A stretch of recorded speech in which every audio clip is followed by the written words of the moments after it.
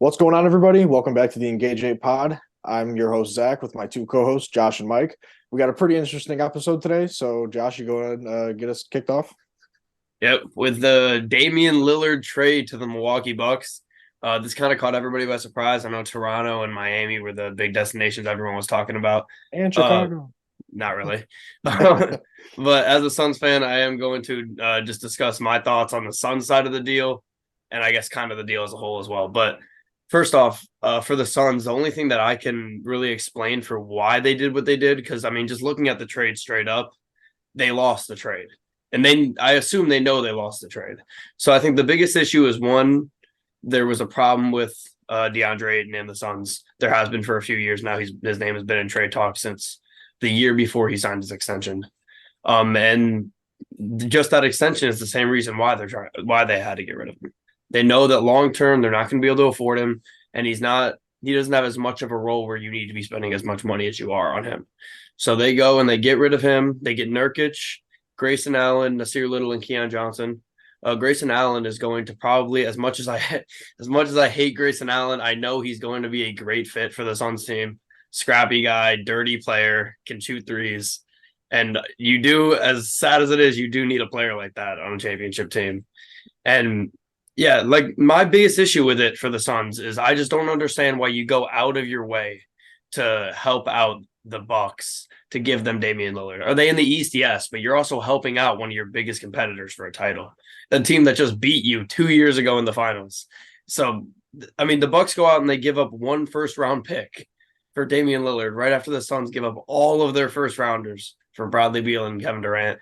I don't agree with facilitating that and getting involved in it, doing too much, but it is what it is. I'm sure they have a plan, and either way, they're going to have BOKD and Book, so I think they're going to be all right. I'll kind of look at it from the Bucks' point of view. Getting Damian Lillard, that's huge.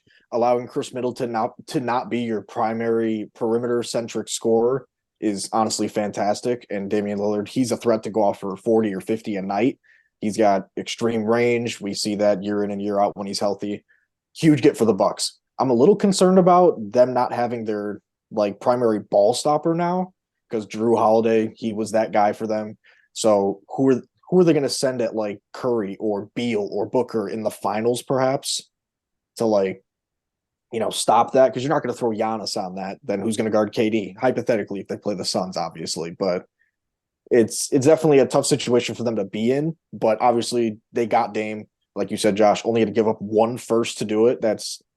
It's honestly insane. Way underpaid on the other team's end, and I do agree that the Suns kind of got a little bit shafted, but it is what it is. Yeah. The biggest loser in this whole ordeal, I still feel like, is the Miami Heat. They don't make the move. They stick with the roster they got. Damian Lillard had said, I guess, to the management that if they weren't going to trade him to Miami, he would like to stay with Portland. The manager said no and sent him to Milwaukee. He was there today. The Milwaukee fans seem to love him. He'll obviously play. But big get for Giannis. They didn't consult him about getting rid of Drew Holiday, so I don't know how he feels, but he's got to be excited to have Damian Lillard. Yeah, I mean, if he complains about that, I think he's the problem then. I don't like this talk of a big three in Milwaukee. We're not including Chris Middleton in any big threes, and if you're doing that, you're a bozo. Chris Middleton is good once every 5 games, and when he's good, he could be really good, but there's so many times he's a non-factor or he's just bad.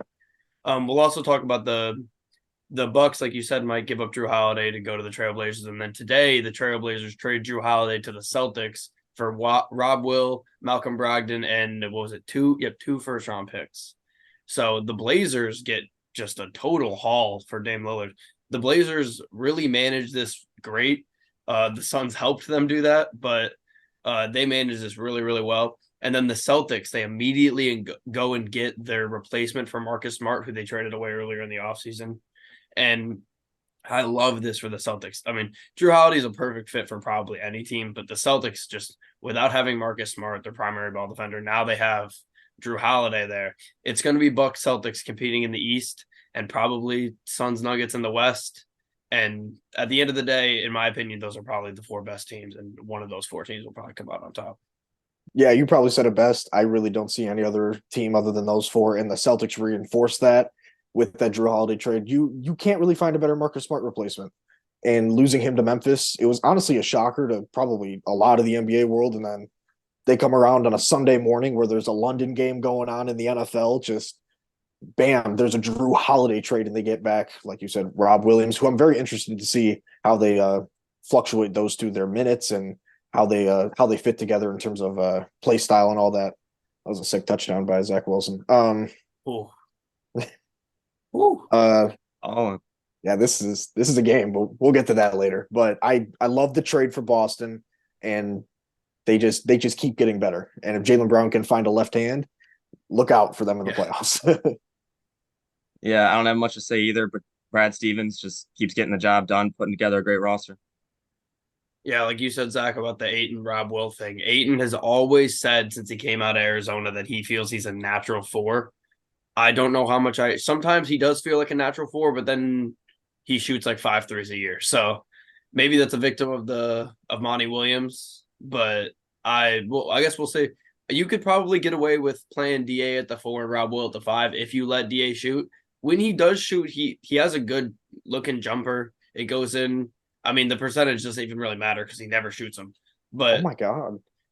But yeah, I mean, as we're watching this, by the way, I don't know if I said it. Sunday Night Football is going on. Jets just tied it up 20-20 with the Chiefs. So that's something. But anything else on the Dame Lillard, Drew Holiday, DeAndre Ayton extravaganza? I do not know. All right, we're a month away from the NBA season, so be ready for us to be sprinkling in some NBA talk as well on the pod. But moving on to the Week 4 recap. Starting off with Thursday night, Lions going in and doing exactly what I said in Green Bay, and they beat the hell out of the Packers. It was great to watch. I mean, the first half was just straight domination from the Lions. The Lions D line gets 5 sacks, and they were just all over Jordan Love all night. There was a lot of times where Jordan Love was just stuck sitting in the pocket, not throwing the ball, and then you have guys like Aiden Hutchinson just coming off the edge and just destroying the Packers' already beat up O-line. Lions O-line is also pretty beat up. But that first half was one of my favorite first halves I can remember in my time being a Lions fan. Here, the total yards in the first half was 284 for the Lions, 20 for the Packers. Yards per play, 7.1 for the Lions, 0.9 for the Packers. And 15 first downs for the Lions and 3 for the Packers. And 2 of those were off Lions penalties. So the Lions were just absolutely cooking. I believe that was I think that was right before the 2-minute drills when I found that. But yeah, I mean, they were just dominating. And they were playing against a Packers team who they match up very well against. Like I said, the Lions run the ball super well. The Packers can't defend the run, and the Lions' run defense is crazy, and the Packers can't run the ball. So it was a perfect situation for the Lions. They get a road win in the division and starting off the season just how you want to, 3-1 with that 1 overtime loss to the Seahawks. Honestly, regardless of the quality of the opponent, going into Kansas City and into Lambeau, both in prime time, those are 2 crazy hostile environments and 2 very impressive wins by the Lions. Like I said, regardless of the opponents, whether the Chiefs are missing Kelsey and Jones, that doesn't matter to me. That it's a very tough game to go play. Just like last Thursday, they got the job done. It was a rough start. Goff had me a little nervous there with that interception, but they fed Monty on the ground. I mean, it was very good game for him. 3 touchdowns, over 120 yards. But switch over to the Packers. I'm going to say it all year until I'm proven wrong. Jordan Love, he doesn't look like he is a good quarterback to me. I'm not saying he's bad. I'm not saying he can't be good. I just don't see him as that 3rd straight Hall of Famer that the Packers are praying that they get. And I feel like they really went away from Aaron Jones a little bit too, when honestly they could either throw it to him out of the backfield or just hand it off to him a lot more. But like you said, Josh, the Lions' run defense is pretty crazy. But it was also, I think it was his first game back, right, from that hamstring injury. Who you talking about? Aaron Jones? Yeah, it was the first game. Yeah. Right. So they were probably just trying to work him slowly back in, but they also ran the ball only like 12 times, I think. Yeah. So, Lions run defense is for real. Good win for the Lions for sure. Yeah, Jared Goff led off the game, 3rd straight game with an interception for him, but he recovered and had a very good game. I couldn't help but notice I felt like Love was just holding on to the ball way too long in the first half. Second half, he got better. He's kind of mastered so far now through 4 games. Not looking bad, but he doesn't look great. He's just kind of in the middle area. But like you said, Zach, great game for David Montgomery. 32 carries, 3.8 yards per carry, solid. they're still using Jahmyr Gibbs in ways we weren't expecting, leaving him on the bench. But I think that's going to ramp up later in the season. I think he's going to get more playing time later in the season. And then, yeah, Aiden Hutchinson, he's really making his case for Defensive Player of the Year early. Well, there's only 6 running backs in the league with a higher carry percentage and target share than Jahmyr Gibbs right now. It's Christian McCaffrey, Bijan Robinson, Saquon Barkley, Josh Jacobs, Miles Sanders, Kyron Williams, Jahmyr Gibbs. So as much as people want to say that he's not there for fantasy, he's on the field. He's getting in targets. I mean, yeah, those are all starters though. He's competing with Montgomery, and he's still up there in the target share. I still got a lot to say about this game. I can't go any further without saying though, J-Mo has been freed, and he will probably return next week to the Lions. Desperately need him. Should be 4-0 getting him back. We'll take 3-1 though.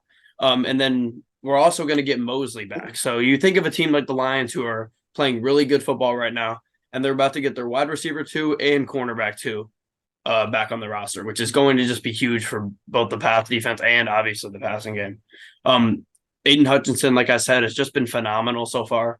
21% win percentage in pass rushing. 21% win rate in pass rush attempts right now.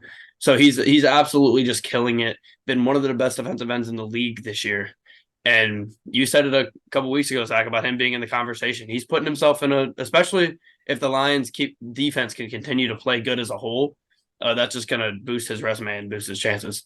It's a lot of the times it's a name game, but you never know. If the stats are there, the stats are there. I think just looking on it next week a little bit, the Lions play Carolina in Ford Field. They should dominate that game in every aspect and cruise to 4-1. And looking at if you told me in the beginning of the season, I'll take 4-1 after 5 weeks, especially with J-Mo not playing, and then we get J-Mo back 2 weeks early because they finally decided to change a rule, which never should have been a rule in the first place. But yeah, I would 100% have taken that. And I'm going to take that now. Brian Branch as well, I want to talk about. He got injured early beginning of the second half? I think it was beginning of the second half. He got hurt. He goes out for a while. He just, like you said, you texted me about it, Mike, the slowest walk off the field of all time for Brian Branch. It did not look good at all. Ended up being an ankle injury, and then he gets it taped up, goes back out there, gets hurt again. Not sure we needed to put him back out there in a 2-score game, but I would assume that was a lot of Brian Branch saying that he wanted to be in the game. You kind of took my 2 talking points about Jameson Williams and Aiden Hutchinson. So we'll start with JMO. They're getting a blessing right now. They're getting their wide receiver 2 back. Super talented. He can take a top off of defense. It's going to be so valuable to a team who's 3-1 and is looking better and better every single game. Hutch, I said a couple weeks ago, I'll say it now. He could be Depoy. He's been fantastic.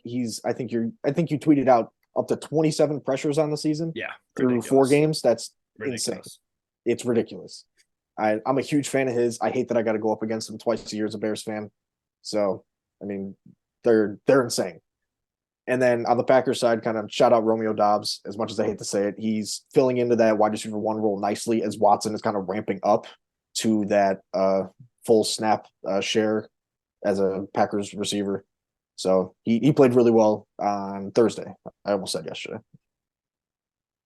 Yeah, Brian Branch, I'm surprised they even sent him back out there because, I mean, he looked hurt, and then you just wrap up the ankle and send him back out there after he's in the locker room. I don't think that was a smart, especially because they were up kind of by a big margin at that point.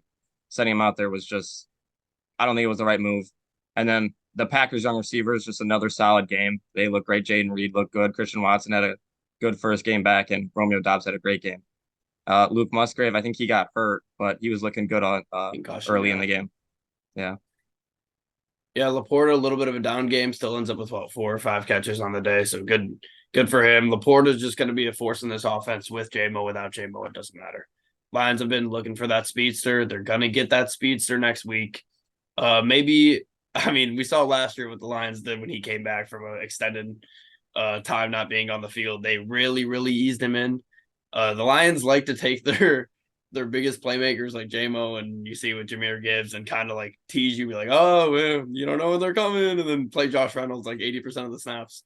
But I think J-Mo's going to fit really nicely into this team, and I think it's just another weapon for Jared Goff, who tends to overthrow it sometimes. So when you got a guy that can take a top off any defense, you can live with the overthrows over the underthrows. But overall, I'm happy to be a Lions fan right now. But you guys ready to move on to the next one? Yeah, completely. All right, cool. All right, next game here, Falcons at Jaguars, the London game at 9:30 Eastern. All the Falcons really needed, and all they need all season. We've been saying it. We said it all season. We said it in the preseason. They need Desmond Ridder to just be okay. They need him to be serviceable and rely on all the weapons that he has around him and the insane defense that the Falcons can have and that they should have. Too bad that Desmond Ridder has not been decent at all. In fact, he's been pretty bad. He looked really, really bad today. And you have to assume that at least maybe think about Taylor Heineke. I mean, you signed him. He's known to be a guy that can make plays. I mean, I keep almost calling him Spencer Rattler. Desmond Ridder. He'll go out there and just be a boring, okay quarterback. At least if Taylor Heineke's out there, he's gonna make some mistakes, but at least he'll be exciting. He'll run around. He's mobile, and he goes out there and he just does his thing. Jonnu Smith once again getting more catches and targets than Kyle Pitts. It's unexplainable at this point. It's really unexplainable. This game was kind of just like though, all around, kind of two teams that I feel like both should be better. I completely agree. I think both teams they definitely are better than what they showed, but we couldn't have gotten this game more wrong when we were talking about it last week. I think we all picked Atlanta, and Atlanta just outplayed, outcoached. It looked like they just did not look like they wanted to win at all. And it was mainly because of Desmond Ridder, like you said, Josh, but the entire team, like defensively, it just seemed like they were a step slow. And I think this was Okuda's first game back, or at least first game getting like a decent amount of snaps. Right. So that was nice to see. But I think Jonnu Smith and Kyle Pitts, I think they should just switch jersey numbers. So then Kyle Pitts but Bijan, he played pretty well today. He had a few pretty big runs that kind of inflated his 105 yards, to be honest. But he didn't get a lot of groundwork today, if I'm remembering correctly. It felt like Algier got every single second down carry from what I remember. And then Bijan just kept catching everything in the flat and juking defenders every single time. So that was really fun to see. And it was also the Toy Story Funland game. Sunday Fun Day. Sunday Fun Day. Right. I wasn't watching that, but I saw some highlights on Twitter, so that was kind of funny. Yeah, I'm pissed I missed the Fun Day game. I didn't get to watch it on there. But I'll just talk about it every week. Kyle Pitts not getting the ball is just insane. And it's not only Kyle Pitts, it's Drake London too. They've used 2 first-round picks on Drake London and Kyle Pitts, and they just don't make it a factor to get him the ball. And Arthur Smith loves going on his speeches and saying, this isn't fantasy football, this is real football. We just play to win. I mean, you got to get the ball to your best players if you want to win. And the only good player they get their ball to on their offense is Bijan, and they have to. But you got Drake London, who's a freak athlete, and Kyle Pitts, who's a freak athlete, especially after the catch, and you just refuse to get him the ball. It boggles my mind. And Bijan, speaking of, has just been fantastic. He looks really explosive. I mean, any team would be lucky to have Bijan Robinson on their team. Moving over to the Jags a little bit, because I don't want to harp on the Falcons too much, but the Jags offense it wasn't amazing. Like it hasn't been. It needs to be better. The Jags went into the season with high expectations from a lot of people, especially on the offensive end. And just overall, they've been pretty meh. They played a good defense today. They played some good defenses. They played the Chiefs' defense is pretty good. The Texans have looked to be maybe better than we thought, but they played the Steelers today, so maybe that's part of it. But yeah, the Jags, I think this is a big win for them to go win at home in London and start building that resume of winning games across the pond, because they got another one next week and they get a full week to be in London. So that's a massive advantage for them going to the Bills game. Like you were talking about with the Jags, they definitely got to be better, but they've had some stiff competition to start out. But from what I'm seeing, they're not getting the ball to Calvin Ridley enough. I mean, yeah, they won today, but he only had 2 catches, and you've got guys like Christian Kirk and Evan Engram taking up 15 total catches. I mean, Kirk, he's a good receiver. Evan Engram, good tight end, but I feel like you just got to find a way to work the ball to your best playmaker in Calvin Ridley. But their defense, they the defense did their job. They made Desmond Ritter make mistakes and they capitalized off of them, which helped them out with that pick six, and they got a win because of it. So I can't really be too angry with what they did today. Yeah, the Jags pass rush was great. The Falcons pass protection has really struggled so far this year to protect Ritter. Their run game has been great. And then talking on Calvin Ridley, 2 catches. One of them was a touchdown, but I do also think they have to get him the ball more. They went to Christian Kirk again, 8 catches, 84 yards. Great game for him. And then ETN, they've been struggling to run the ball all year, and they struggled kind of again today. 20 carries, 55 yards. So nothing special, but they got the job done and won the game.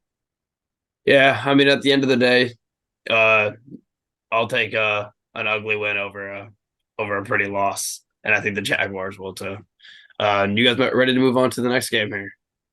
Yes, I am. All right, this game had all the makings of a classic, but Buffalo just pulled away in the Dolphins-Bills game.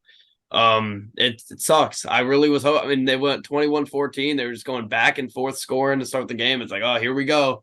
Maybe we get 70-70 this week. But that did not turn out that way. And the Buffalo Bills defense, shout out to the Buffalo Bills defense. They have been so good this year. They sadly lose Trey White today, and we don't know the results. I don't want to speculate, but it does not look like it's going to be good for Trey White. So that's a big hit to their defense. But I think either way, I think their defense is still going to go out there and compete. Josh Allen today, no mistakes, 4 touchdowns, no picks. If Josh Allen can do that, the Bills are easily a top 3, top 4 team in having a chance to go win the Super Bowl. And I think that's just the recipe for success for the Bills. You go play defense, and Josh Allen doesn't turn the ball over there, and they're going to win more games than they lose. I've been saying it since week 1, same as you, Josh. If Josh Allen limits the mistakes and just does not get forced to play hero ball every single week, and he takes his checkdowns, he works within the system, lets his weapons do more of the work for him, they will win a bunch of games. And thank God that their defense showed up, or else Tyreek Hill, Jalen Waddle, they would have ran all over the field across them, and it would have been a crazy 45-48 game. But Josh Allen, he was fantastic with the football. Stephon Diggs, he's an elite wide receiver, so not really much else to be said there. But the Dolphins, I was a little shocked that they came out a little flat, maybe a little of a 70-point hangover, if you want to call it that. But Devon Achane, I don't know. He tweeted out how he wanted to pronounce the other day. Is that what he said? Achane. Is it Achane? Achane. Okay. So Devon Achane, apologies. He was great today. It feels like he's getting a lot more of the crucial down touches as opposed to Raheem Mostert, where he got them a lot last week, but everybody got crucial down touches because everybody scored 15 touchdowns. But Tua, I expected a little bit more from him and the entire Dolphins team, like I just said. But can't even blame them. The Bills defense did their job, and I respect them for that. Yeah, just touching on the Trey White thing, they just said it was an Achilles injuries and MRI in the morning. So that's that. Really sad to see, especially after the torn ACL in 2021. DeMar Hamlin had his first game back from the last year's injury. DeMar Hamlin effect. Want to know? Yeah. But the Bills defense they played great. They played great all year. They didn't shut down the Dolphins, but they limited them a lot. And then on the offensive side of the ball, Stephon Diggs, 3 touchdowns, Josh Allen, no turnovers. A lot of people were saying Josh Allen is, after week 1, his performance, maybe he's not as elite as people thought. And ever since that game, he's showed people that he is as elite as they thought. Yeah, I mean, the Dolphins coming off a big win, I don't think it's that crazy that they came out flat. Just a little bit of a hangover, like you said, Zach, from that last game. And then they ran into a team like the Bills, who the Bills got pissed off week 1 losing to Zach Wilson and the Jets, and they've just been on a tear since then. They haven't had a close game yet. They've won in all blowouts.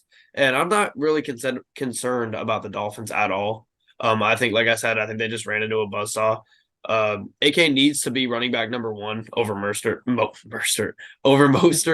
It's been a long day. Over Mostert, Mostert had 7 carries for 9 yards today, compared to 8 for 101. So I just think if you keep him at RB1, he's explosive. I know him and Mostert and Tyreek Hill all have the top. I think we talked about this last time, but they all have the top speeds, next gen stats. So yeah, I'm not concerned about the Dolphins at all.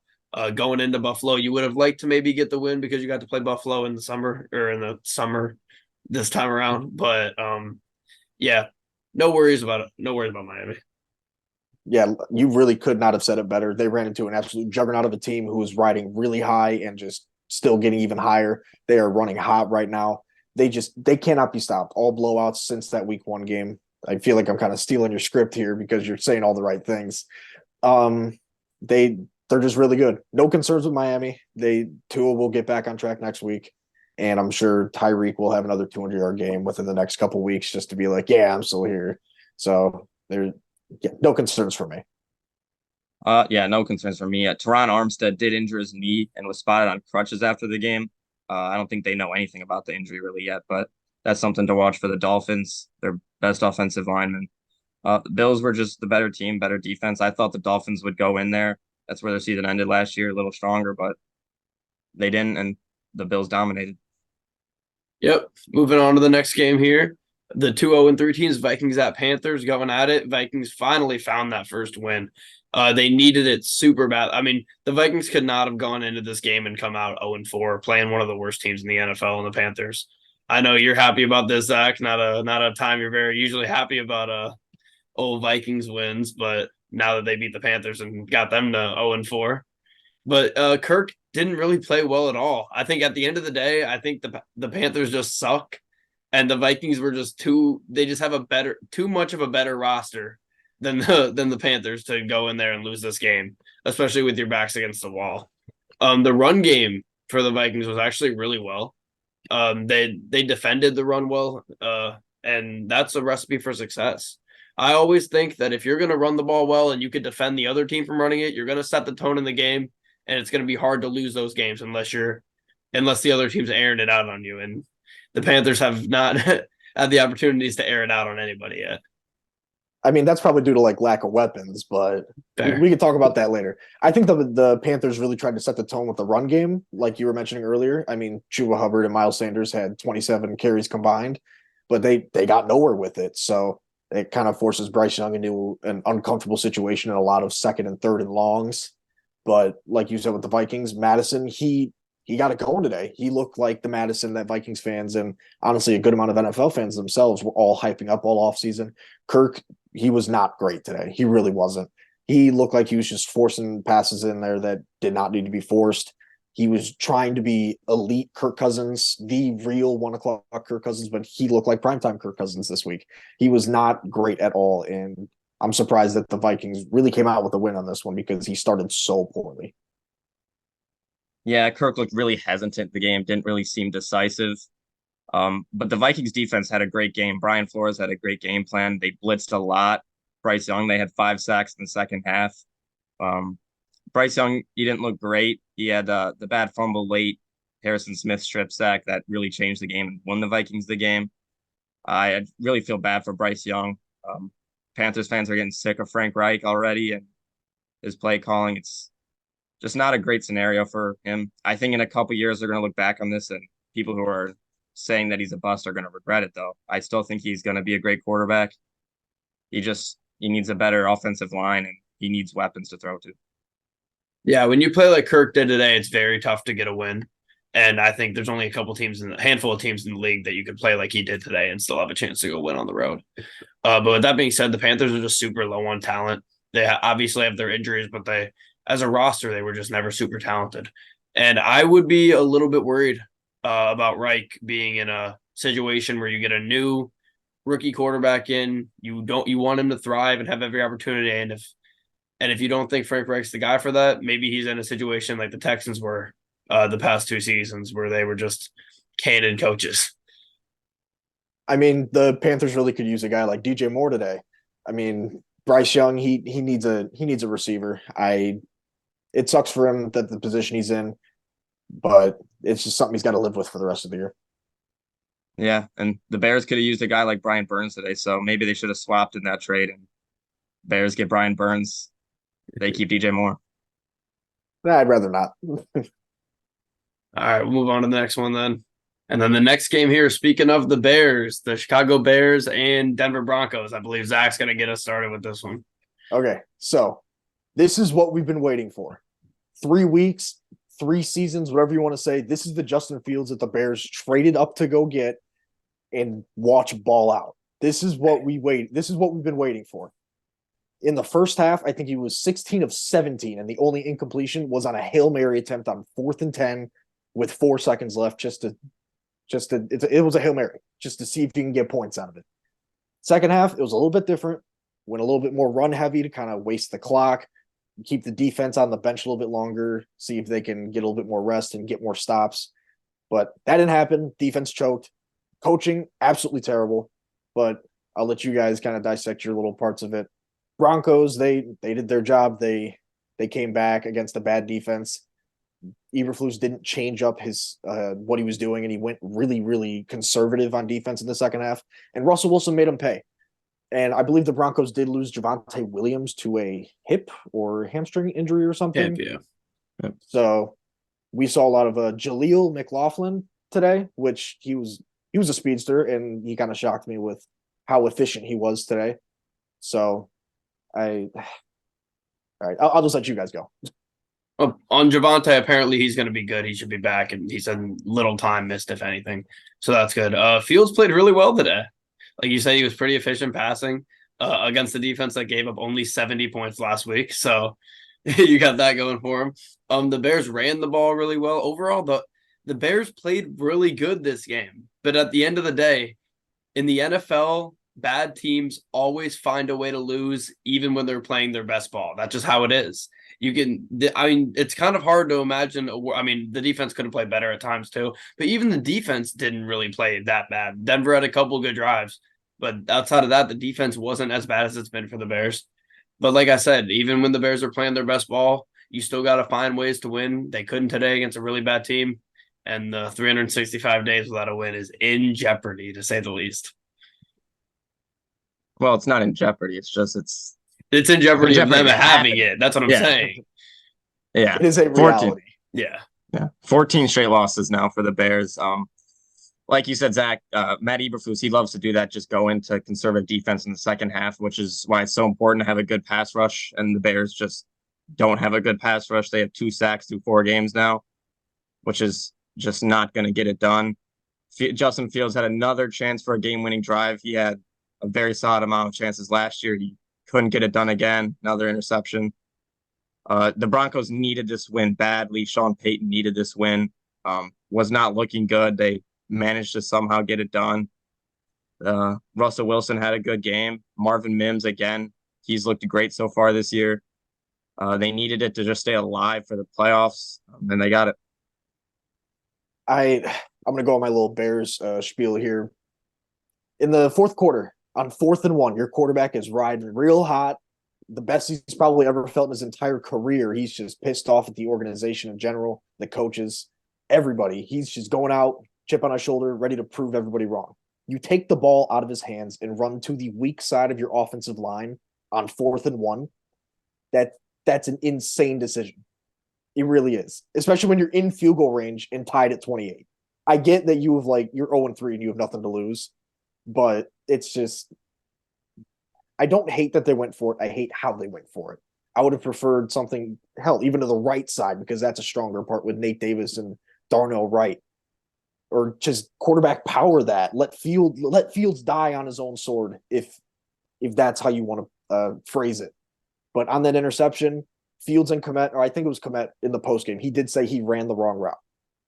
And part of that is coaching. And on that fumble 6, Fields said in his postgame, he is coached whenever he is on a naked bootleg, do not take a sack. He legit said he is coached to never take a sack. This coaching staff is going to be the death of me and the entire Chicago Bears fan base. They are atrocious. I hate everything that Luke Getsy has done offensively. Sure, he had a couple weeks last year where he let Fields run the ball a lot and created stuff. But when Fields is arguably one of the top 2 quarterbacks in the league in week 4, you take the ball out of his hands and you squander a perfectly good chance to win the game or even just really secure it. And I just don't understand why he is still employed. Same with Flus. What does he have? 14 straight losses, and he's 3-18 as a head coach. It's just not it. He's not. I wish he could be something, but he's not good. I'm excited for the next coaching staff next year, regardless of how this season turns out. It's really abysmal. Abysmal. Yeah, this is one you just had to have for the Bears. You cannot lose a game like they did today, especially when your quarterback finally has a good game. And even though Fields did have a really good game, this best game he's played all year, and you could blame his pick on Cole Kmet. His 2 turnovers were the difference, though, in the game between the strip sack and the pick. That's really what killed it. I agree with you, Zach. I hated the play call on 4th down. I did not hate going for it, though. I think going for it is I completely agree. 100% the play there. You have to as your own 3. If the situations were flipped and it was the Broncos there, they would have went for it on 4th down. I think anybody would have gone for it against that defense. But yeah, it's one of those things you just have to do, and you don't get it, and it bites you in the ass like it did the Bears today. But at least the Bears at this very moment have the top 2 picks in the draft. So Caleb Williams and Marvin Harrison would help this team out a lot. I don't know how to feel Caleb about Williams and that Jared yet. Verse. I don't know if I'm ready to be on that. Obviously, Caleb Williams is fantastic, generational prospect. But if we see this Fields, oh no, we're not doing this. No, we're not doing this. I'm not doing anything. 0% on Fields last week. 0% on Fields last week. It's a scale, bro. You can go up and down as much as you want. If we see this Fields the rest of the year, very unlikely. But you put together a really good performance against a bad defense, mind you. Let's see it again. Let's see it on a short week in Washington against a fantastic front 4. Let's see it multiple weeks in a row, doing it with your arm. I'm not back on Fields is the franchise guy. He's going to be our savior. I'm not on that train yet. But this is what you're looking for from a guy that you did trade up for. If he can do it for a stretch of games in a row and be consistent, then maybe you actually have something. Shout out DJ Moore. He's phenomenal. Hold on. I'm confused. Were you talking about Fields today or the Mitch Trubisky 6 touchdown game against Tampa Bay? Because I feel like I'm hearing the exact same thing that I was hearing then. Yeah. Am I wrong? If he can do it every game. Yeah, can he do it every game? Trubisky could not throw 6 touchdowns every game. At least Mitch Trubisky won the game. But Mitch also had one of the best defenses of the last 10 years but on the other side of the ball, who got him I think 4 or 5 takeaways that game. And 6 one of which was a Khalil Mack strip sack. And I believe the interesting stat that I saw on Twitter today was the Bears defensive line this season has 1.5 sacks. Khalil Mack had 6 today. We'll get to that more later. But Mitch Trubisky, he never showed the flashes that Fields has shown. Fields shows those flashes, like the crazy athletic potential, the crazy arm talent. I don't think Mitch ever went 16 for 16 or was 23 of 24 ever. Mitch has also never lost 14 straight games. Yeah. Mitch Trubisky never had the ass defense on the other side of the ball. I mean, I would have to go back and look at every game individually. Perfect, but this game was a beautiful step in the right direction for him. If he does want to turn around his career in general, this is definitely a good place to start. But if he goes out next week against a bad defense or against a good defense and sucks, then who cares if he just plays good one game against a bad defense? That's what I'm saying. If he can do it consistently, then fantastic. If not, all right, so we'll go on to the next one. But this is the type of game you were looking for. Yeah, I didn't know we played football for YouTube highlights, but I guess that's what we do. You show flashes. That makes you a good player. But everyone said that was the case. I mean, could you imagine telling a Bears fan 2 years ago that they'd rather have they'd want Matt Nagy as their coach right now? I never once said that. There's a lot of people on Twitter saying I would rather have Matt Nagy than Flus.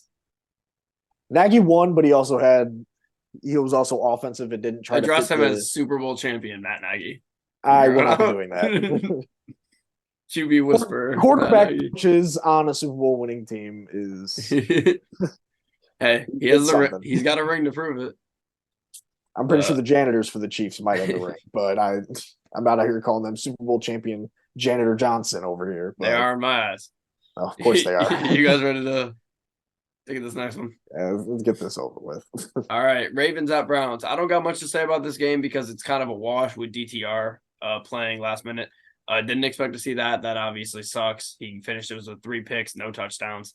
He just wasn't ready for this game straight up, and it was kind of over before it started on this one. I feel like this it was kind of an impossible task for the Browns playing a division matchup against a team that historically kind of owns you, and you have your backup quarterback in. It was pretty tough for them. But shout out the Ravens offense. They played pretty well against a really, really stellar Browns defense. Yeah, I mean, Lamar was very, very efficient today. I think he had 2 rushing touchdowns as well on the ground. Mark Andrews, he had the 2 passing touchdowns from Lamar. But DTR, hate to see him go out and kind of just stink it up. Not that I was thinking he was going to go out and throw 4 touchdowns and 330 yards like another quarterback did, but it was a rough go for his first start, kind of just trial by fire. That's really the best way you could throw it. That's honestly all I have for this one. Yeah, John Harbaugh, 150th career win. Big for him. When we made our picks, we didn't even consider the option really that Deshaun Watson wasn't going to play. So It was Tuesday. waking up this, It was Tuesday. yeah. So Right. waking up this morning and seeing DTR starting, that really hurt that pick. It was a rough matchup for him in his first start. This is a pretty solid Ravens defense. They are missing a couple pieces, but they're good and they dominated. Myles Garrett for the Browns, he got hurt. He had a boot on his foot after the game and he was taken for x-rays, but I think those are all right. So it'll be interesting to see how that plays out for him. Browns defense just got punked by the Ravens offense. Lamar played great, like you guys both said, and did what he had to do and ran the ball, a couple rushing touchdowns, looked great. Yeah, Lamar's had a pretty quiet, great start to his season. Hasn't had a ton of passing yards, but he's been efficient. He's been maybe the best he's ever looked as far as passing in his career so far. And I really like the Ravens as a roster. They've had some injuries, they've had some trials and tribulations, but it's looking like that they're really passing through it. But yeah, I don't got much else to say about this game. The Browns, you kind of just throw this one out. Nothing they really could have done. If they had Deshaun in this game, it's a different game. And assuming he comes back soon, I think they're going to be okay. Shout out David Njoku for the showing up with a mask on the burned face. Yeah, yes. And then had a team high 6 catches for 46 yards. Underrated. I do want to say, what is with the injuries this year? Like we were talking about, what's his name, who just got hurt today? Trey White. Right, with the Achilles thing. That's him, Rodgers, J.K. Dobbins, and then like Trayvon Diggs. A lot of superstars just getting the craziest of injuries this year. I don't remember it being this bad this early in the season, in really at all recently. I feel like we say that every year, though. Yeah. I mean, Except at the end the of the COVID year was crazy. I remember that. Yeah, Right. the COVID year was bad. Yeah. But like the end of the year, like we obviously look at it all, we see the list, and it's like, all right, this year was rough, but not even done with week 4, it feels really crazy, especially to the superstar side of things. Being healthy is just as good as being good. I wish it was that Fine. easy. It honestly, unless you have a bad team to begin with, I guess. But yeah, that's all I got about that one. All right, moving on. Steelers at Texans. CJ Stroud has just been phenomenal, and easily he's been the best rookie quarterback. He has over 1,200 passing yards, 6 touchdowns, no picks to start his career out in 4 games. He's been absolutely phenomenal. Texans are 2-2 now on the season. They beat a team in the Steelers whose offense has struggled mightily, but the Steelers defense has been top of the league so far. So to see CJ Stroud go out there and prove it against a really good defense, it's just great to see. And I think he is just a bright future. And you look at the Texans offense, it's not like he has a bunch of weapons that are helping him out. He's kind of doing this himself. He's looked good. He looked like college football playoff CJ Stroud at some points. He looked very mobile today, and he just looked fantastic. The Steelers offense, though, I'll get into that a little later, but the Steelers offense is just horrible. I think Mike said it best when we did, I think, the AFC South division preview way back in August. I think he mentioned, yeah, CJ Stroud, Will Anderson, those are great additions, but the biggest one might have been D'Amico Ryans. This team looks so very well coached. I know it's funny for me to say that because I don't know what a well-coached team looks like, but this team just looks so disciplined. They execute every single play. CJ Stroud, still no interceptions on the year.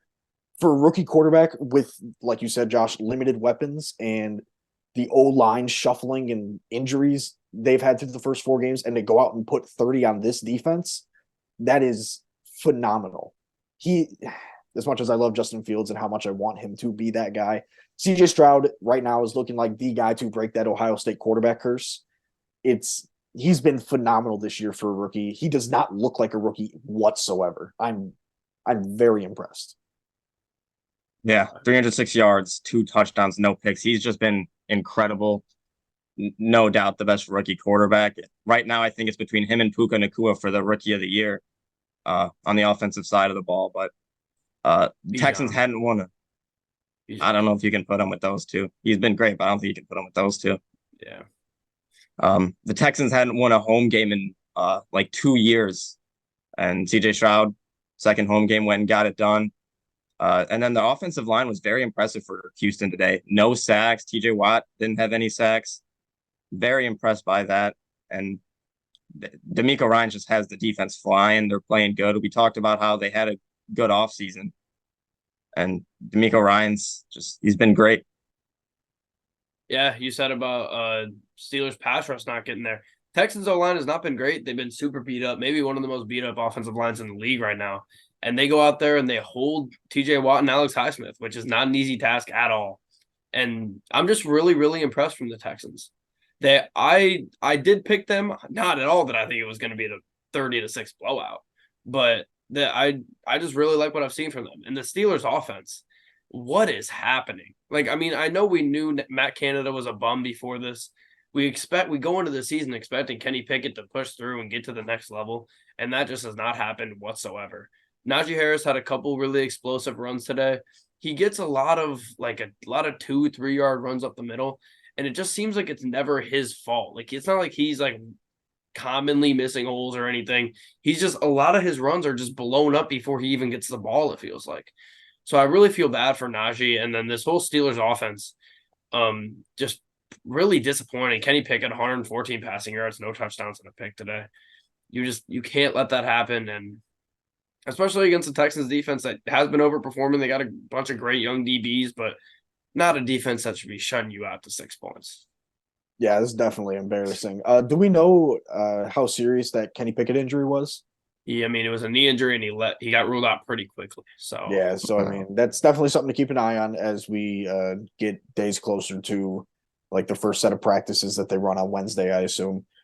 But we got a former Bear sighting, Mitch Trubisky. Those are always fun. But when your two leading receivers are Najee Harris and Jalen Warren, and they're both under 35 yards, something's got to change. Whether it's your quarterback being a little bit more aggressive, or your offensive coordinator literally just throwing out half the playbook because of how just garbage it is. Canada's got to do something different. He really does. George Pickens is too talented of a receiver to be going against this defense. I mean, all due respect to the Texans defense. They're not the most talented group. They're a very well coached group. I said it before, but they're not the most talented. And George Pickens only having 3 catches, that's just kind of disrespectful. I'm a big George Pickens guy, though. But the Texans, or not the Texans, the Steelers defense, I'm surprised. Like the pass rush, like you both said, it wasn't going today. TJ Watt, he wasn't necessarily invisible, but I mean, it felt like he just wasn't making as big of an impact as like that Browns game, for example. But this is definitely something the Steelers got to figure out. Luckily, the Bengals, like we'll talk about them a little bit later, they're on a slide right now, so they're not sitting in the basement of that division. So the Steelers got to figure something out quick, or else they're going to fall behind. Yeah, I think every night the Steelers fans, they go to bed and just think about how bad Matt Canada is and their nightmares. This offense has just not looked good. And then they go out and give Matt Canada more reign over the offense, and the offense looks worse. So Kenny Pickett knee injury, hate to see it, but yeah, just not getting the ball out. I thought Najee Harris had a good game on the ground. He had a couple nice runs, 14 carries for 71 yards. I mean, it's been better than what he's had, but still not great. Yep. Moving on to the next one here, Rams at Colts. The Colts really scratched and clawed their way back into this one. We're down 23-0 at one point. Go ahead and get 23 unanswered. But like we said, the Colts are a scrappy team, so no reason to really be shocked by that, coming back down 3 scores. Both teams ran the ball pretty well. The Colts D-line was not as good as it's been recently. It's been really good to start the season. They definitely missed that today, especially when Stafford and the Rams were running it up early. AR was not bad. He wasn't great. 1 fumble, no interceptions. I think with young quarterbacks, the biggest thing is just not turning the ball over. So you just got to limit that. And if you're going to do that, you're going to have chances to win. Yeah, Anthony Richardson, I'm very impressed with what he's done early this season, especially with the inconsistencies of playing time because of those concussions. But we did see a little bit of the accuracy issues, especially on a couple deeper outs to Michael Pittman, I remember in the first half. But like you said, Josh, they're a scrappy team. They fought their way back into this one, and they were down 23-0 at halftime. Their defense tightened up. Their offense kind of locked in, and they went and got some points. Zach Moss, a really solid day for him. I said it last week, he's really taken control of this backfield and impressed me with filling the shoes of Jonathan Taylor. Now, I don't know if Jonathan Taylor is going to be back next week. I know they're going to activate him off that PUP list, but I don't know for sure if he will be playing for the Colts or if he's just going to hold out more. But I'd like to hope that he plays and help Anthony Richardson out a little bit. But moving over to the Rams, I'm very impressed by this receiving core that they have. The trio of Puka, Tutu, and Tyler Higbee, they've been very reliable for Stafford as he's kind of getting back on track after the injury last year. And Kyron Williams, like we saw a little bit of him in the back half of last season. He's exploded at the start of this season. He has been a fantastic member of this balanced offense for the Rams. It's helpful to Stafford. It's helpful to all the pass catchers. It helps the O-line. It's been really great to see him kind of emerge as the lead back there and kind of push Cam Akers out of town a little bit. Yeah, I said it in the preview. I thought whoever won the trenches battle would win the game, and the Rams won the trenches battle. The Colts O-line, they really struggled, especially in the first half. Blake Freeland's first game, they would put Aaron Donald on him, and he couldn't even really get hands on him. Aaron Donald, just the incredible player he is, he dominated most of the game. And then the Colts defensive line, DeForest Buckner, was battling injuries. He would only come in on third downs. Grover Stewart was battling injuries. He didn't play as much as he really did. So the Rams offensive line, they really dominated the Colts D line. And I really wasn't expecting that. But the Colts tightened up in the second half, like you guys said.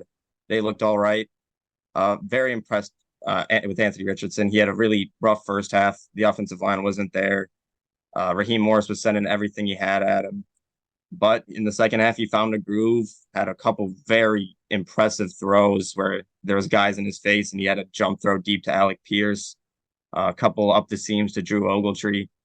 He found his groove in the second half. I'm disappointed he didn't get a chance in overtime to try to go down and win it, but that's just the rules. And it sounds like John Taylor will be activated off the PUP, so yeah, he'll have 21 days to get ready to go. And then my biggest downside of the game for the Colts, it was sadly Shaquille Leonard. It's 4 games in now. He just has not really had a game where he's looked very good. It's been mainly Zaire Franklin, who also got banged up, but Shaq Leonard, he just looks a step behind. It's sad to see. It's Zaire Franklin has taken command of the defensive play calling and everything, and he just doesn't look like he has his confidence. Just another rough game. He ended up kind of just getting benched in the fourth quarter for Saguna Lobi, but just hope he can find his confidence, and get back to the player he was. Yeah, I think AR looked great, obviously, in the comeback.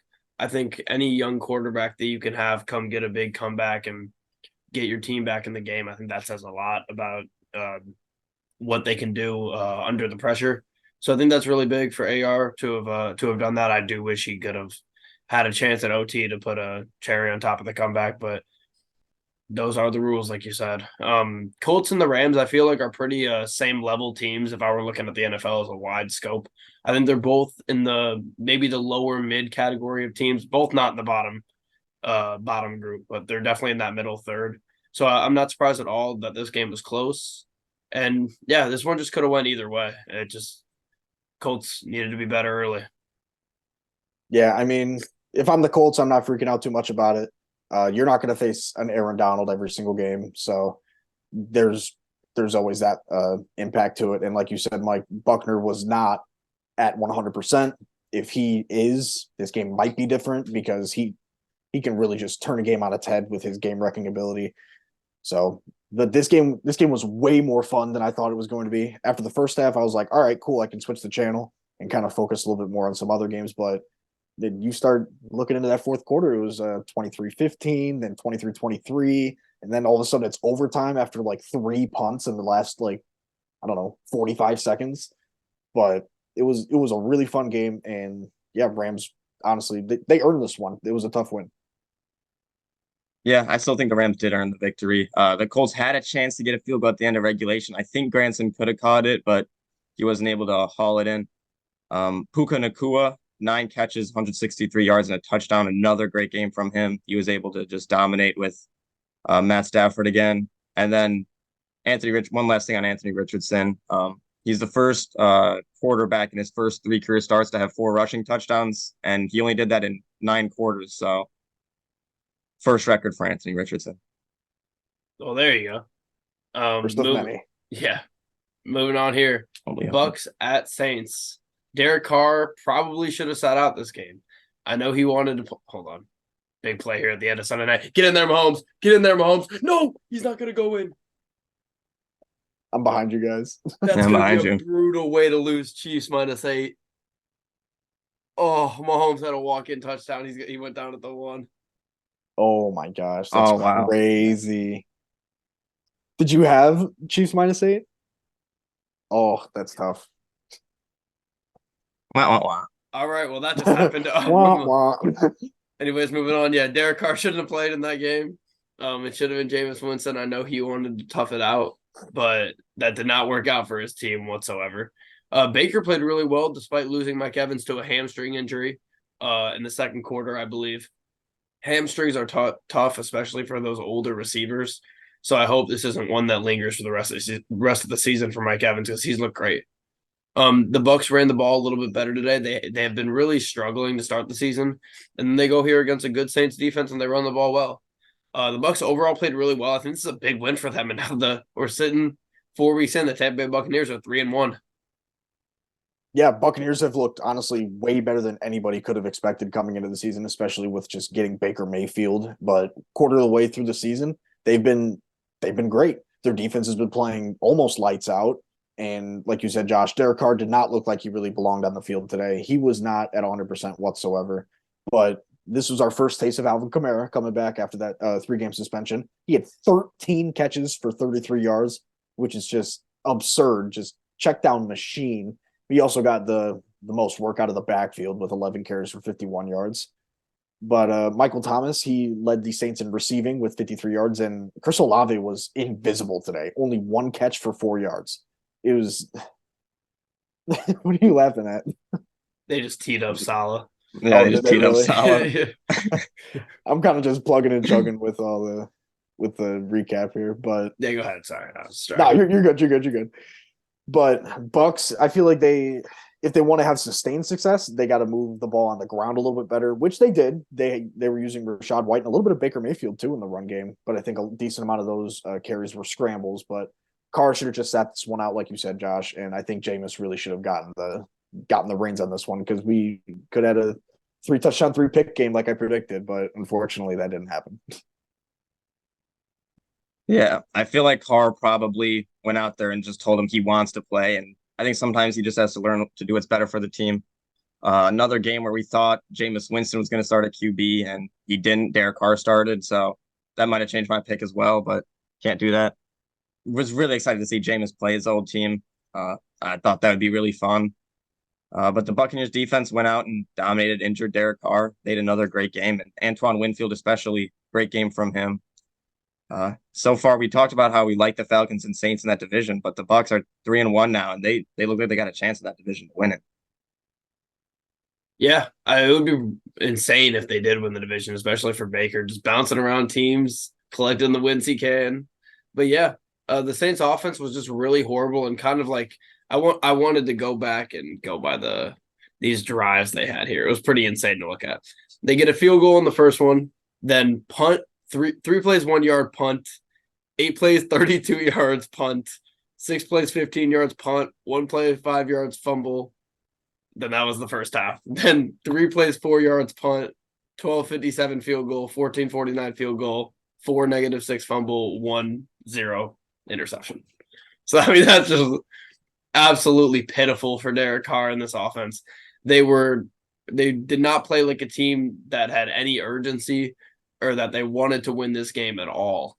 And disappointing for Saints fans. And I know a lot of people had the Saints winning the division at the beginning of this year, and I don't know if I see it with the way the Bucs are playing and the Falcons are talented, so we'll see. I mean, I don't know how many of us had the Saints winning. I think I had the Saints winning the division before the season started, but I didn't. I don't think anybody, like I said before, I don't think anybody expected the Bucks to really come out and just be really good, honestly. But losing Mike Evans to that hamstring injury, that's really unfortunate. Like you mentioned, Josh, we gotta. He's been fantastic this season, to be honest. He's been in fantasy. He was wide receiver 6, I believe, prior to the injury. But you got to hope that doesn't keep him out for too long, because Baker has really been relying on him as a really big body receiver to just throw to when he needs a kind of a bailout every once in a while. A very quiet game from Chris Olave. I was hoping for more from him, but Derek Carr, like we said, didn't have a great game. Olave only had 1 catch for 4 yards. The Saints offense, they're going to have to find a groove. They need Kamara to keep. I mean, a 13 target game is crazy. They just need him to keep going and get some. They need to find touchdowns somewhere. So, Yep, absolutely. A game that had a lot of touchdowns. Moving on here, Commanders at Eagles. Sam Howell had multiple big drives against a phenomenal defense of the Eagles. And it's just up and down with Howell. I don't know how to feel about him at this point. He has flashes where he's like, wow, this guy could actually be like a really good NFL quarterback. And you kind of see what all the scouts saw in him a couple of years ago when he was projected to be a top 3 pick in the NFL draft. And then there's times where he looks like Desmond Ridder. So I honestly don't know how to feel about him yet. The Commanders have a phenomenal defense. The Eagles played way better on offense this game. I've been saying it on here. They haven't looked to the Eagles standards on offense yet. This game, they 100% did.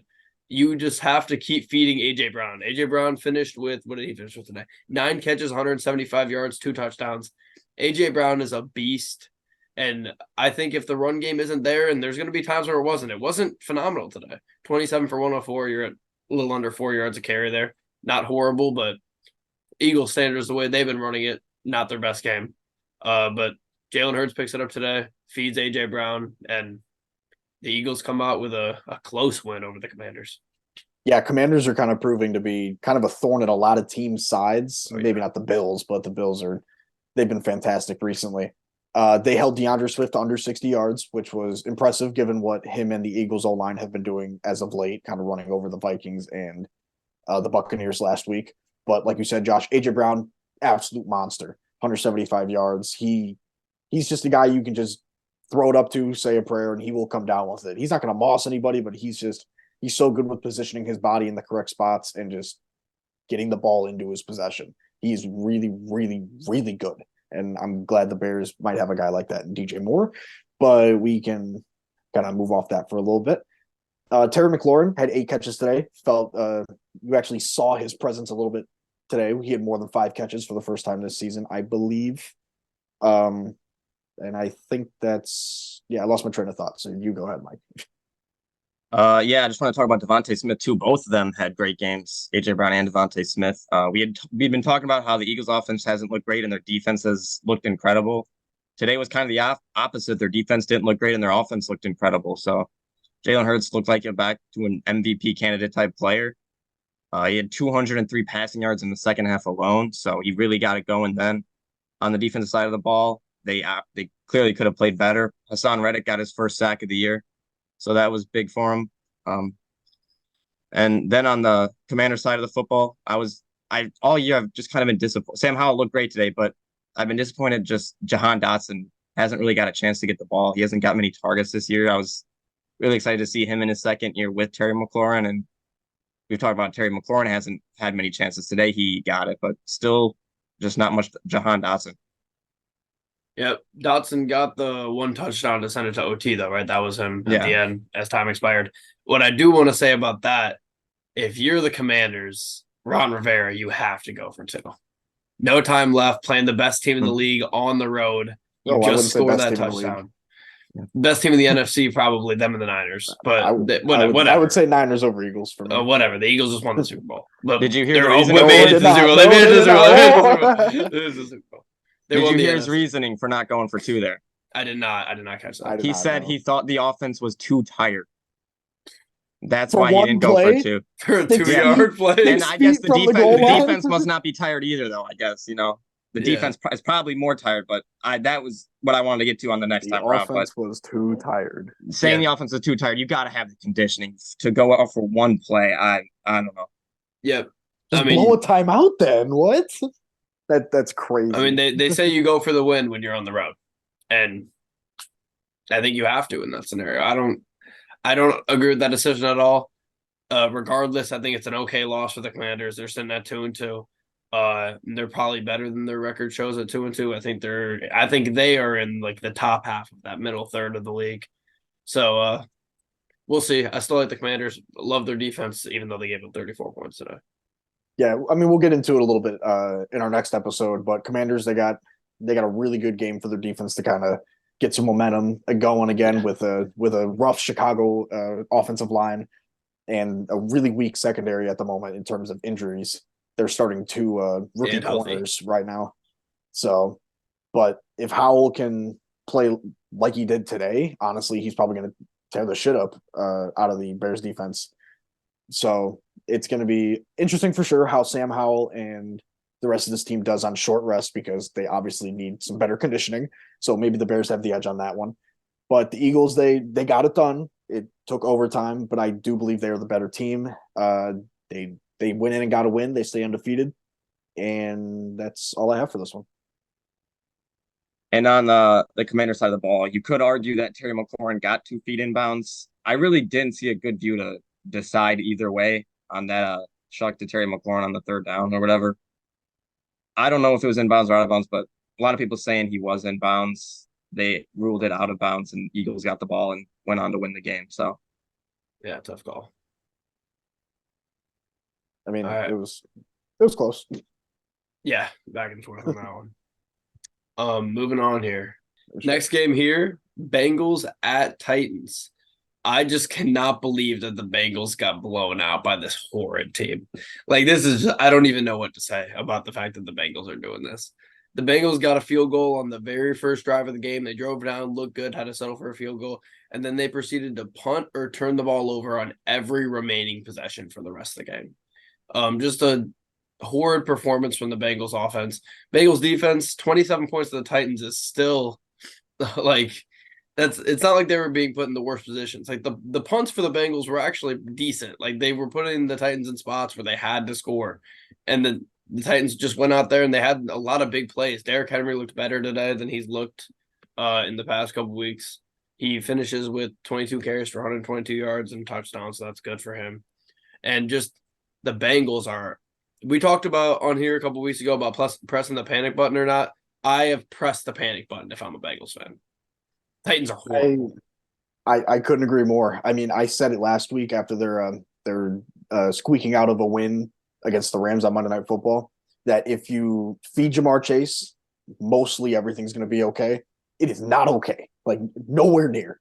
Getting blown out by the Titans. I mean, granted, Derrick Henry did have a really good game and even threw for a touchdown, which was a nice little that was a nice thing to see. But like, come on. This team is bad. And are we maybe overvaluing the Bengals a little bit now? Are they maybe in that mid-tier of teams? Or are we just going to chalk this up to Joe Burrow not being completely healthy? Because he does not look like himself, but there's also other parts of the team. Like T. Higgins, I think he went down with an injury today. He was ruled out relatively quickly. But something with the Bengals is broken. Maybe it's coaching. I mean, I'm definitely paying attention to that a lot more this year than I have in previous years for undisclosed reasons. But Tannehill, he wasn't awful. I mean, he obviously did enough to win by a good margin. He kept the turnovers to a minimum with only 1 interception. But I was impressed with Tajay Spears. He did a lot out of the backfield, catching and rushing. So he's a nice little compliment to Derrick Henry when Derrick Henry is involved in the game and not kind of handcuffed to the bench because of just not being able to be too involved when they're down by a bunch of points. I agree with maybe pressing the panic button, but it's just hard to do this early in the season. Joe Burrow, just another rough performance. His offensive line wasn't there either. He got rocked on some plays, 20 for 30, 165 yards. A lot of checkdowns. He was only sacked 3 times, but he was pressured all game. Like you said, they scored on the opening drive and they punted 4 possessions in a row. And then the defense that showed up last week and won the game, they didn't show up today. They gave up 3 touchdown drives of 78, 73, and 75. I mean, if you're going to let the Titans do that, they're going to win. The Titans aren't a good football team, and I mean, it happens every year. They have one game where they just look really good, and all of a sudden you think maybe they're good. I'm not going to fall for it this year. Yeah, I'm not falling for it either. I don't think the Titans are good, and I think that says a lot about the Bengals. The Bengals offense went from the past couple of years being one of the most electric offenses in the league to just being completely garbage in one offseason.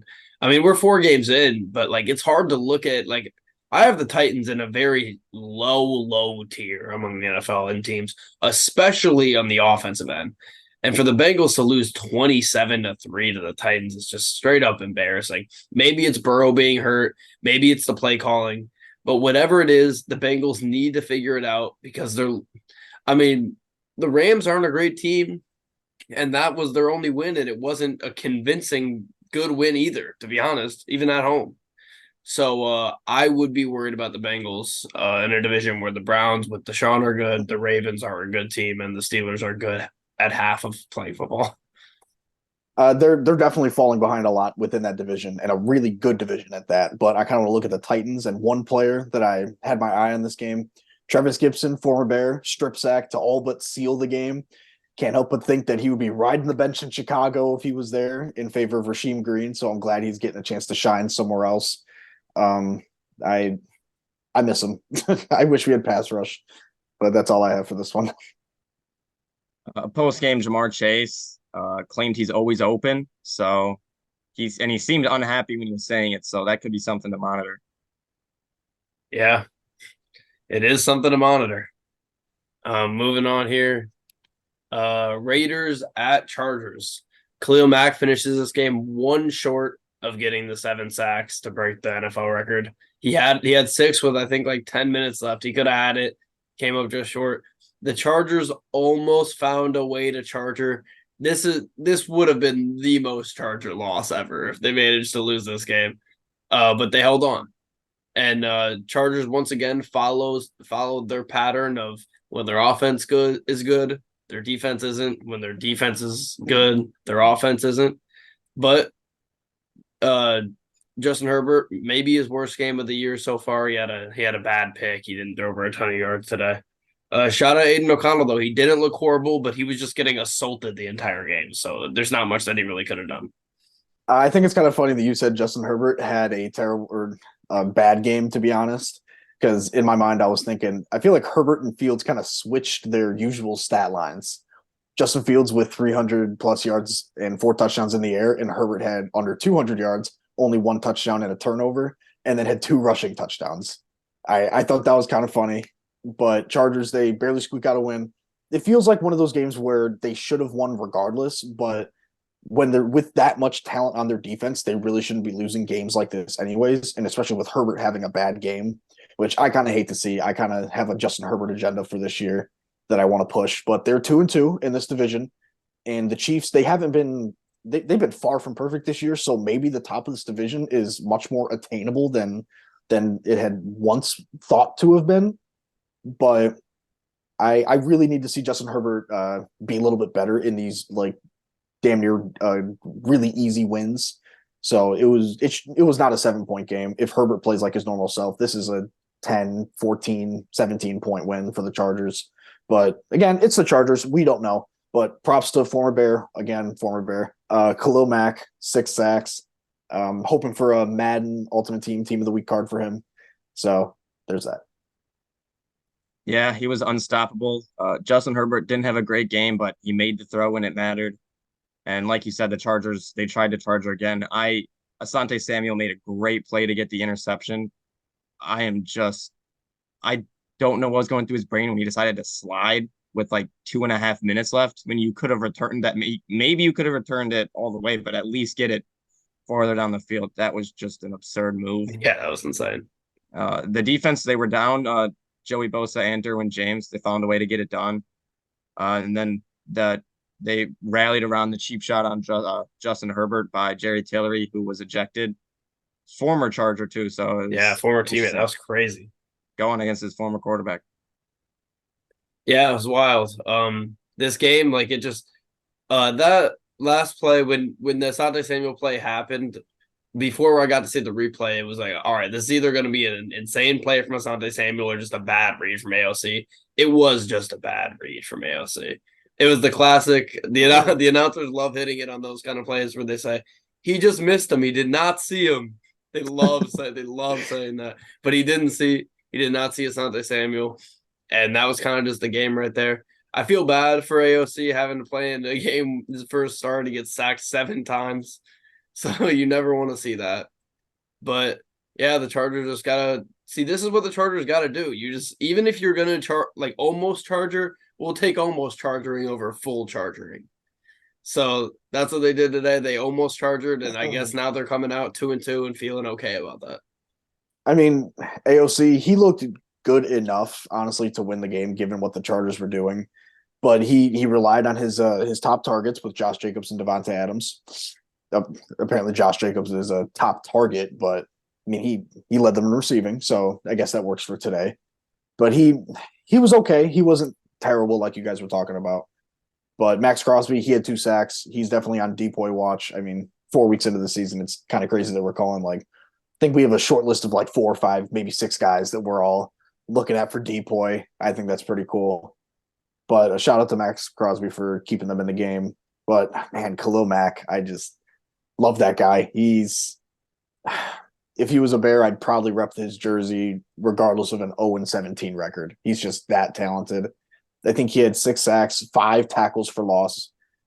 He was phenomenal. Easily the best player on the Chargers defense, and I think they don't win that game if he's not at that level today. Definitely. It was a nice bounce back game for Josh Jacobs. He struggled so far this year. The rushing attack wasn't really there, but he still got the job done. He had 3.4 yards per carry, so it could be better, but he had 8 receptions for 81 receiving yards. So nice to see him. He found the end zone too, so it's nice to see him bounce back. Yep. Moving on to the next game here. A lot of these 4 o'clock window games were kind of tough outside of the Chargers game, but the Dallas Cowboys and the New England Patriots. The Cowboys win 38-3. The Cowboys offense was much improved today. I've been harking on them early in the season, not being able to sustain drives and capitalize on good defensive position. That was not the case today. They had multiple long drives where they scored, and against the defense and the Pats that has played pretty well to start the season. The Cowboys defense remains to be amazing, despite not having Trevon Diggs.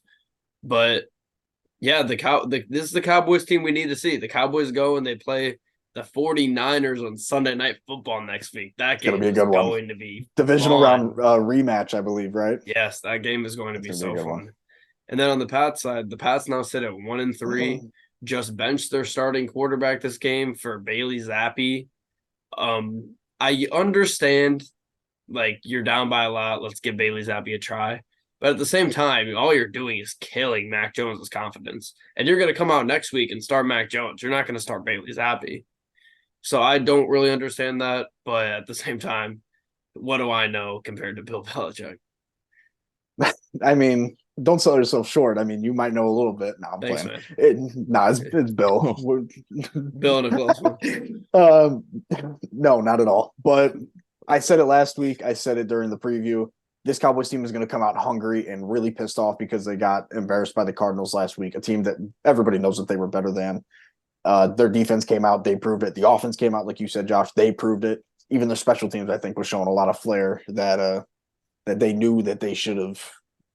They should have won last week. They're one really bad blunder away from being 4-0 and among those undefeated teams. I still think of them as a top-tier team since we're using the tier system a lot in today's episode. But I'm not even really impressed. This just is kind of standard practice now for the Cowboys with all that talent they have on defense. But the Patriots, Mac Jones, said it before, said it again. I think his rookie year, that's really the ceiling that we have seen from him. He's not a crazy arm talent. He doesn't have crazy athleticism. He's not going to get much better. And if he doesn't have the right team around him, like a strong running game, good weapons, a good O-line, he's going to struggle. And this was a perfect example why. Definitely on the extreme end because the Cowboys defense is just outrageously good. But Bailey Zappi, like you said, Josh, he's not starting next week. Don't know why they threw him in there. But Mac Jones, he definitely did not look good at all. He didn't look great, but neither did basically anyone on the Patriots today. Christian Gonzalez went down with a shoulder injury. He didn't return, so hopefully he's okay. I was hoping for at least maybe a Zeke touchdown, a big run or something. That didn't happen. He did not have a great game. And the Cowboys defense just dominated. 2 interceptions for Deron Bland, fumble 6 for Van Der Esch, 2 defensive touchdowns. You're not really going to win a game or even stay in a game when you give up 2 defensive touchdowns. And the Cowboys defense bounced back after a tough loss to the Cardinals and dominated. Yeah, that's honestly just the story of the game. Patriots completely fell off a cliff, and they ran into a team like the Cowboys who needed their get back after last week. They were pissed off about losing the game they shouldn't have, and they went into a game against the Patriots where they know they're the better team, but at the end of the day, when you have Bill Belichick, the Patriots are always going to be able to be scrappy and win games that they're not supposed to, and the Cowboys said, nah, fuck that. We're not doing that today. We're going to make sure that we stomp you on our home field and take advantage of just being the better team all around, and they did that. So looking forward to that Sunday Night Football game with Niners next week. Yeah, that's going to be a really fun game. I have really nothing much else to say. Cowboys defense is just elite. Patriots, they got to let them what they can do. There's not really much. They're limited offensively. Didn't Judon go down with an injury today? I think I saw him. He went down, and then I think he was rolling around on the sideline, or he fell down on the sideline or something. He did not look well at all after that injury. So I hope he's doing all right. They think it's a lower bicep tendon tear for Matthew Judon. So he's expected he could miss months is what it says. Oh, wow. So that's very bad for the Patriots defense. Micah Parsons, he left for a little bit with the leg injury, but he returned. So quiet game for him, though. Yep. Moving on, speaking of the Niners, to the Niners at Cardinals, or sorry, Cardinals at Niners. Should I call it the Christian McCaffrey game, man? Jesus. I was one off. I was one off from predicting that. Well, what did you say? I said last week that it was going to be the big Christian McCaffrey game, but it was this week instead. Yeah, bro, you were almost there. He finishes today with 106 rushing yards, 71 receiving yards, and 4 total touchdowns. He's 27 years old, and he's still dominant. And now he's one of the best running backs in the league in the best situation possible to be a running back. The Niners are wagons, and they're just out here. They're giving ass whoopings to teams that need it. They said the Cardinals, maybe you're scrappy. Maybe you've been staying in games you shouldn't have been. And the Cardinals were in this game at one point. Don't get it wrong. They were definitely in this game. But after that the touchdown that the Cardinals had in the second half, Niners responded with 2 straight touchdowns unanswered. And that was the story of the game. Christian McCaffrey, just a freak. Yeah, it was 21-16 at one point, I believe. Yep. And at that point, I was like, this shouldn't be that close. But then Christian McCaffrey started doing his thing, got another touchdown, and then Purdy ran it in for one more. But Brandon Ayuk, how about him? Like 6 catches for almost 150 yards. He's so talented. I mean, call me a munch, but I mean, he's so good. He's so underrated. But the Cardinals, this is what happens when you're in an absolute juggernaut of a division with the Rams, who are playing really well right now, Seattle, who is probably going to play well tomorrow night, but we'll talk about that in a couple days, and the 49ers, who are one UCL injury away from maybe being NFC champs. We don't know. But Purdy was 20 of 21 today, I believe, and we've talked about it before. This team can go as far as Purdy takes them, because if he's playing really well, this team really has no limit of what they can do because of their weapons, because of their the system, the coaching. They're just all around one of the most talented teams in the league, and there's really no easy way to stop them. And I don't think there's really a team in the league other than maybe the Cowboys who have the defensive personnel to challenge them series after series. Yeah, Brock Purdy, 1 incompletion, crazy, and now he's up to 9 wins in 9 regular season games. Just keeps getting the job done. And CMC, 7 catches, 70 yards, 106 rushing yards, 4 touchdowns. Just the offense off the charts. Debo went off last game. He was quiet this game, and Ayuk had a great game. Like you said, McCaffrey broke Jerry Rice's franchise record. He scored a touchdown in his 13th straight game. That's 2 games shy of the NFL record, so that's something to watch. He'll get it. I think he will too. And this 49ers offense is just so good. We talk about it every week how good Kyle Shanahan is. This is their fourth straight game. Every game this year they've opened up with more than 30 points on offense. They just keep getting the job done. I thought Josh Dobbs for the Cardinals played all right, and it still wasn't a close game. Yeah, if this offense can put up 30 points a game, we might as well just give them the Super Bowl now with the defense that they have. If this team can put up 30, there's not many teams in the league that are putting up 30 on them. So I think that is insane for the Niners to be playing as well as they are. But at the same time, it's not insane at all because they have Kyle Shanahan and one of the most talented rosters in the league. Kyle Shanahan and Christian McCaffrey are just a match made in heaven. And the Niners are just a complete wagon. There's no other way to put it. The Cardinals, they really do show flashes for a team that has Josh Dobbs at quarterback. Say what you want about him, but it's Josh Dobbs at the end of the day. They have their backup quarterback in. And he shows flashes. They show flashes as a team. And even in a game, like we said, they were in this one against one of the best teams in the league in the Niners. And yeah, we'll see what they keep doing. Now they're sitting at 1-3, maybe getting closer to that where they want to be with the whole tanking situation after competing in the first 3 weeks. But even when this game was close, it wasn't. You just knew that the Niners had it. Yeah, I mean, you kind of summed it up really well, but I did want to touch on one thing. Michael Wilson, he was a name that I saw in training camp and preseason and a little bit in the first couple of weeks, who was kind of showing out for the Cardinals, regardless of their quarterback situation.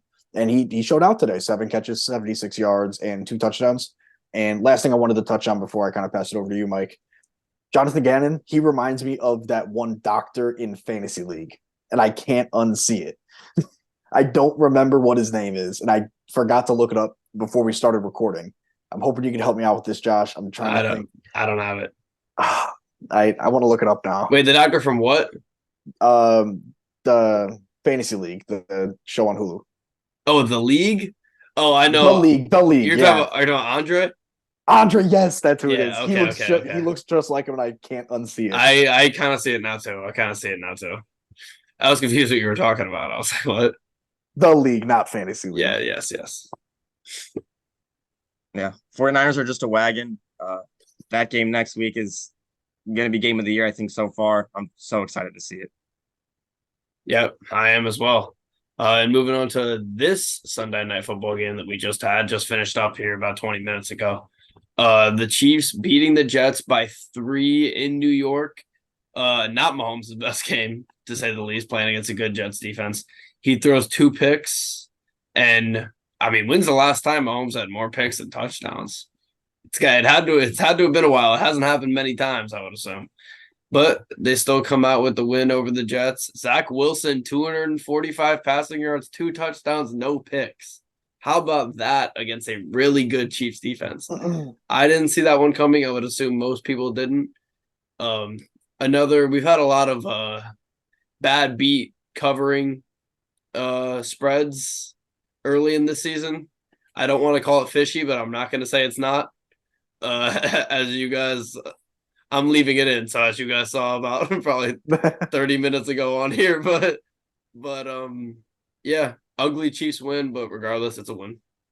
I mean, that's what the good teams do. They win regardless of the circumstances. Your star quarterback or superstar quarterback isn't playing at his normal level, but your defense is good enough to kind of just mitigate the damage and just get it done. But like you said, Josh, Zach Wilson, how about them apples in the Big Apple with all the stars shown out, such as Taylor Swift?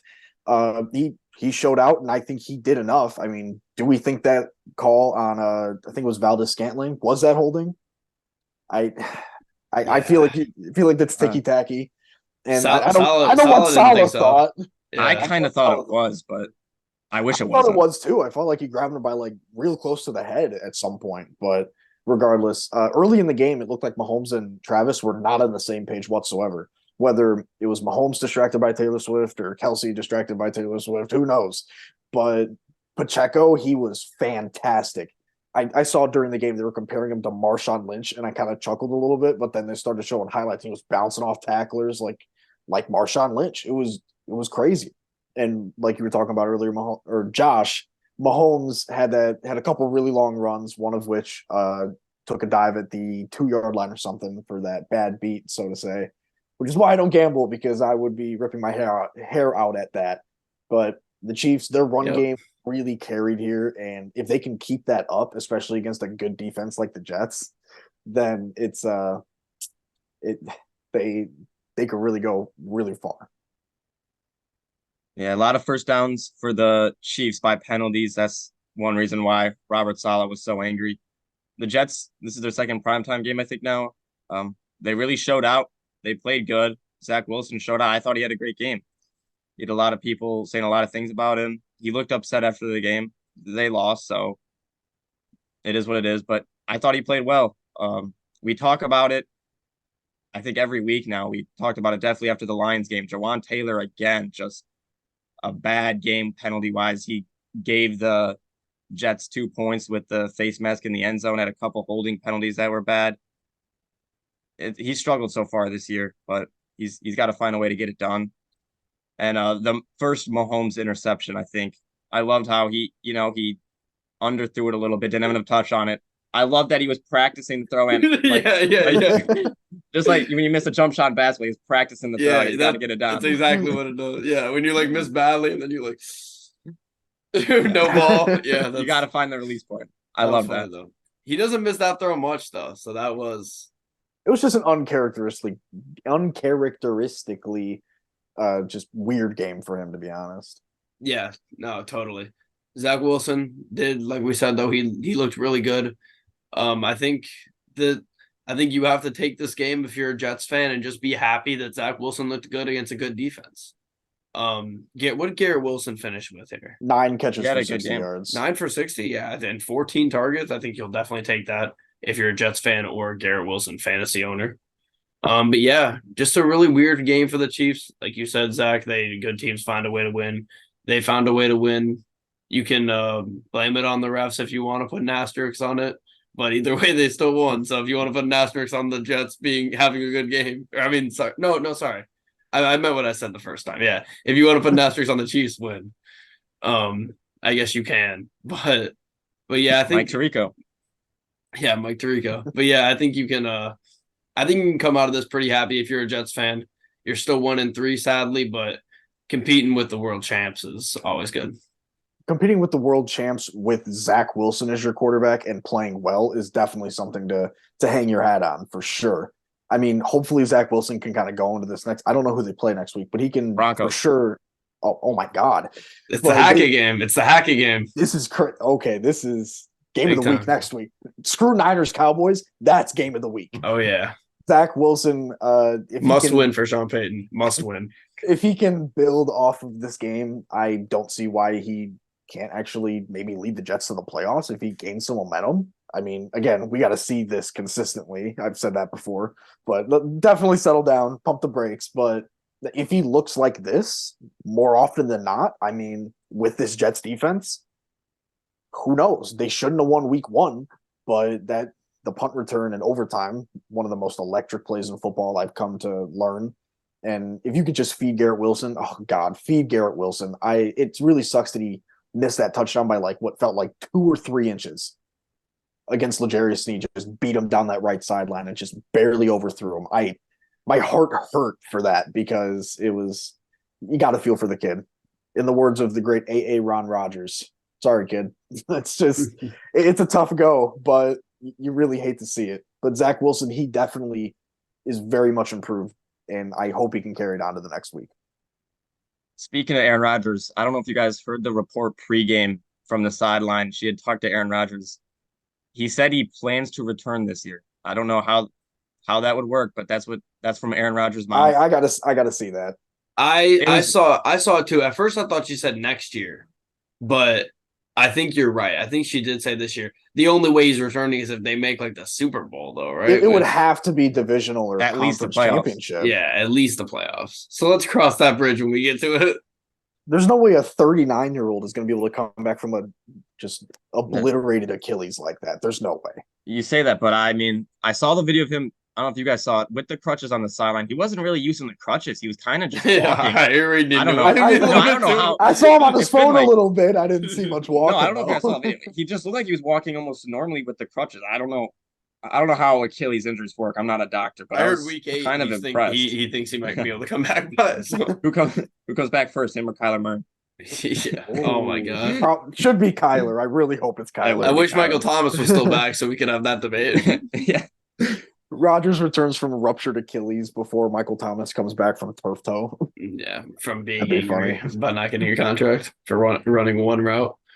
But yeah, that's all I got about this game for the recap. Yeah, I mean it was a good game. It really was. Yep, it was. Well, that about does it for our week 4 recap. We'll be back at it, posting on this Wednesday coming up, recording on Tuesday night. The week 5 NFL preview. We'll discuss week 5 of college football this past week that just happened. We'll talk about Monday Night Football tomorrow night. And then I guess maybe if there's another giant superstar trading in the NBA, I guess we'll discuss that as well. But that's it for this one. Don't forget to like and subscribe, follow all the social medias as always, and we'll see everybody in the next one.